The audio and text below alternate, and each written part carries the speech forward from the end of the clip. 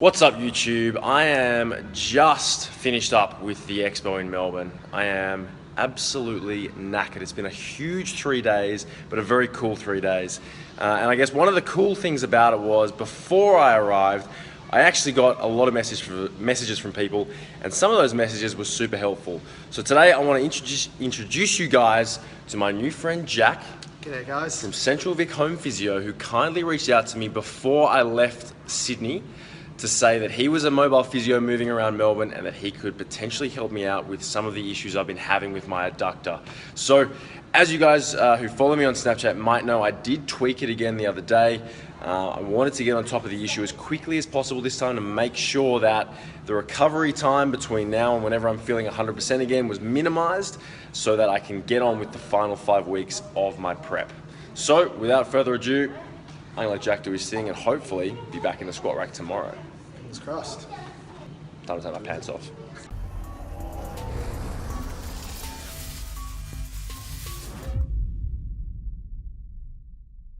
Okay, so first things first, mate. What's I guess when you're looking at treating an injury, what sort of things are you looking to sort of ask to begin with, and then how do you go about sort of determining what course of action you want to take from there?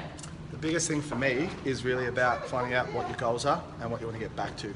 So a lot of people look at just trying to treat the injury the way they were taught. I want to find what you want to get back to and then aim for that. Okay. You don't have to be able to do things outside of that. You need to be back to what's normal for you.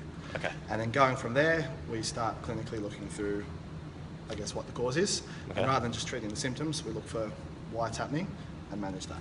Okay, cool. So obviously I spent a lot of time in the squat rack, a lot of time deadlifting previous to this. So I want to think about how we can get back to a state where I can obviously move the sort of weight that I was moving beforehand and obviously look at progressing from there and also ensuring that I'm not doing something that is going to potentially contribute to it happening again. Yes. Cool. Cool. So basically muscle belly. I think like right in the middle, like when I first did it was really tender, like almost it felt super bruised. Yeah. As in like I would, like walking upstairs was an issue, and then even walking downstairs. So you were squatting when you first felt it? Yes. Yeah. Okay. Yeah. So yeah, I did 2 reps and sort of felt something funny go. I guess it's always been in the back of my mind when I've been squatting recently. I think 3 or 4 months ago I did it again. Well, I did it for the first time, and then after that it's been sort of always on my mind. Yeah. After that, I mean, the second rep I came to the top. I felt like something may have been wrong. I did the second and third a little bit more gingerly just to make sure, and then sort of re-racked and felt. You were still able to finish the.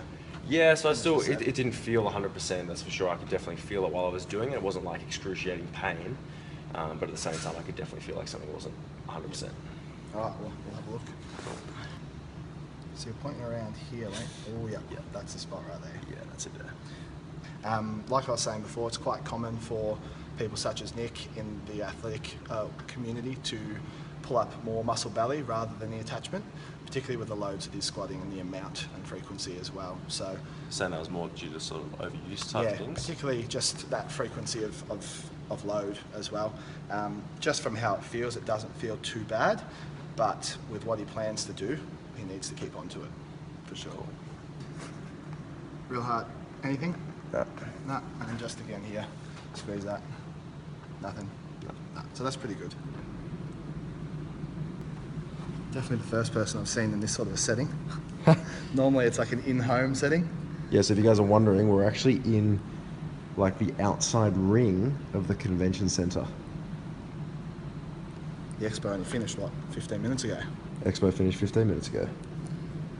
And so when you say it feels ropey, is there anything in that that sort of would suggest like something in particular is happening to the muscle, and then obviously massaging it is maybe getting rid of that? Definitely, but that one I guess is a little bit conflicting as to different views on what's going on. Cool. Don't mean to put you on the spot there. But. No, we don't need to go too much into that.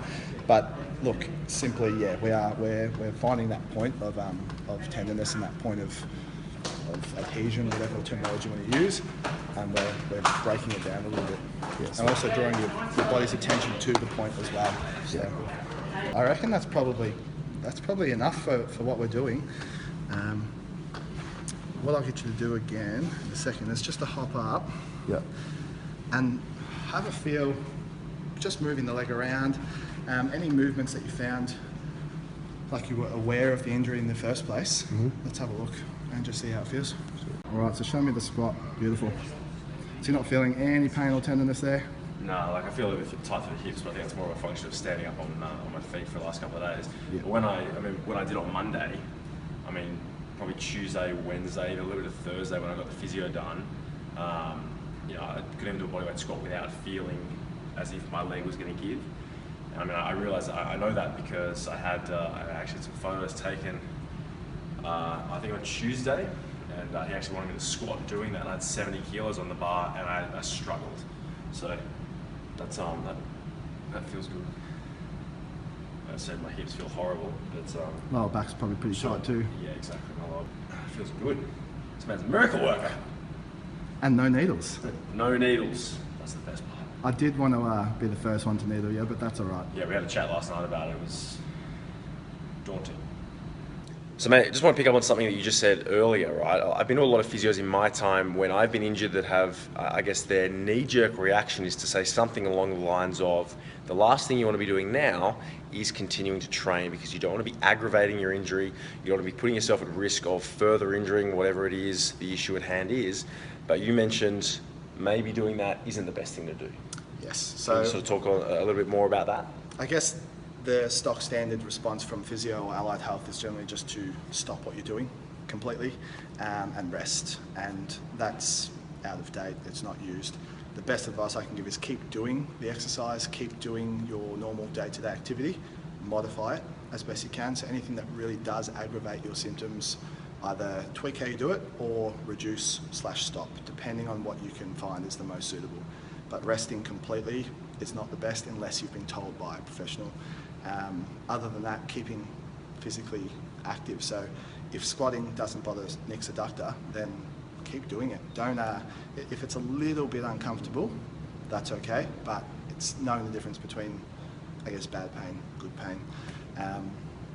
But the main thing is really just about keeping your day going. Don't rest unless it's indicated.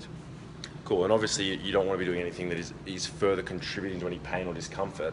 Yes. So I think when Jack says modify your exercise accordingly, that's what he's meaning, making sure you aren't doing something that is deliberately hurting or further contributing to any discomfort you might be experiencing. And obviously if that pain and discomfort isn't going anywhere particularly fast, then this is the guy to come and see, or at least someone that's going to be able to give you the expertise you need. Now, I'm a personal trainer, and a lot of personal trainers like to think that they're also experts on the body, but until you've actually done the study to become a physio, chances are you probably aren't going to be able to give yourself the sort of treatment and to recover as best as possible as a professional will. So until you get to the point where you yourself are a professional in that field, go and find someone that can actually help you. Googling your symptoms really isn't going to cut it, and even emailing someone maybe that you found off Instagram, I can't help you either with that. So if you can, go and get yourself to a physio, they can actually help you with the problem. Hopefully you guys will learn something from today. I'm going to pop Jack's details underneath the screen, so if you guys are in Victoria, make sure you look him up. He's worked an absolute miracle on my leg. It's feeling very warm at the moment. That cream's a bit nasty, but look, I can move, so that's a really cool thing. As I said, guys, get into a physio if you really need one, because they really do serve a purpose. If you have any questions about today's video, make sure you throw them down below. And as I said, Jack's details are all underneath. So if you guys want to get in touch, have a chat about maybe some pain or discomfort you're experiencing, make sure you do so. Cheers, guys. Thank you.